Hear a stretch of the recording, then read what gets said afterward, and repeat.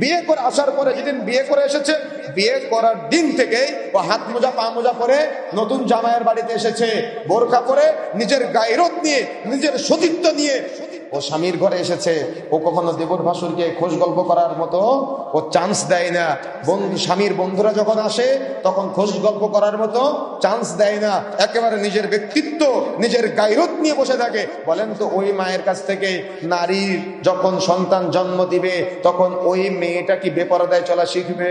ওই মায়ের পেট থেকে যখন সন্তান আসবে, ওই সন্তান বা ওই মেয়েটা কি কোনো ছেলে বন্ধুর সাথে ঘুরে বেড়ানো শিখবে? ওই মায়ের পেট থেকে যখন কোনো সন্তান আসবে তখন ওই সন্তান কি চুলের মধ্যে উদ্ভট কাটিং দিয়ে ঘুরে বেড়াবে? ওই মায়ের পেট থেকে যখন কোনো সন্তান আসবে তখন সে সন্তান কি সিগারেট খোরের মতো ঘুরে বেড়াবে রাস্তায়? ওই মায়ের পেট থেকে যখন কোনো একটা সন্তান আসবে তখন ওই মায়ের গায়রত, ওই মায়ের ব্যক্তিত্ব নিয়ে যখন সন্তান দুনিয়াতে চলবে তখন সে কি মিথ্যা বলার সুযোগ পাবে? অসম্ভব হতে পারে না। এই জন্য আমাকে আপনাকে উপলব্ধি করতে হবে, আমাকে আপনাকে বুঝতে হবে, ইসলাম গায়রতের ব্যাপারে গুরুত্ব দিয়েছে। গায়রত মানে হলো ব্যক্তিত্ব। পুরুষেরও গায়রত অর্জন করতে হবে, নারীরও গায়রত অর্জন করতে হবে। গায়রত মানে হলো ব্যক্তিত্ব। পাওনাদার বাড়িতে এসেছে, আপনি বলে দিলেন যে আব্বু বাহিরে গিয়ে বলো আব্বু বাড়িতে নাই। তাহলে আপনার সন্তান কি শিখলো?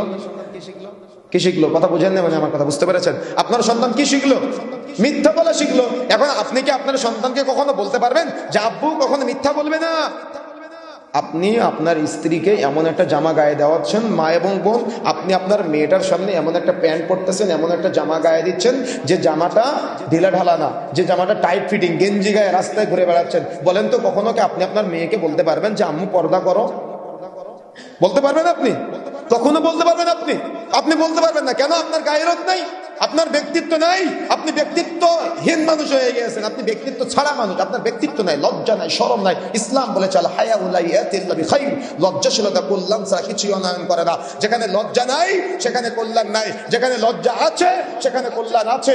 মায়ের লজ্জা নাই, মেয়ের লজ্জা নাই, এজন্যই তো মা মেয়ের সামনে গেঞ্জি গায়ে ঘুরে বেড়ায় আর মেয়ে মায়ের সামনে ছেলে বন্ধুর সাথে ঘুরে বেড়ায়। কথা বুঝেন নাই? আমার কথা বুঝতে পেরেছেন? বাপের লজ্জা নাই, এই জন্য বাপ কি করে? ছেলেকে 5 টাকা হাতে দিয়ে বলে আব্বু সিগারেট কিনে নিয়ে আসো। এখন এই ছেলেটা 1 দিন যায়, 2 দিন যায়, 5 দিনের দিন বলে আব্বু কি খাই, আমিও একটু খাই। তখন ওই সন্তান সিগারেট খাওয়া শিখে। এখন এই বাপ কি জীবনে বলতে পারবে যে তুমি সিগারেট খাবে না?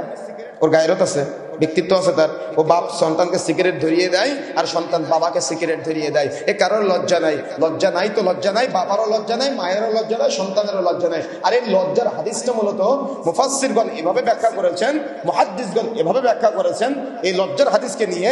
এই লজ্জা মূলত আল্লাহকে লজ্জা পাওয়া।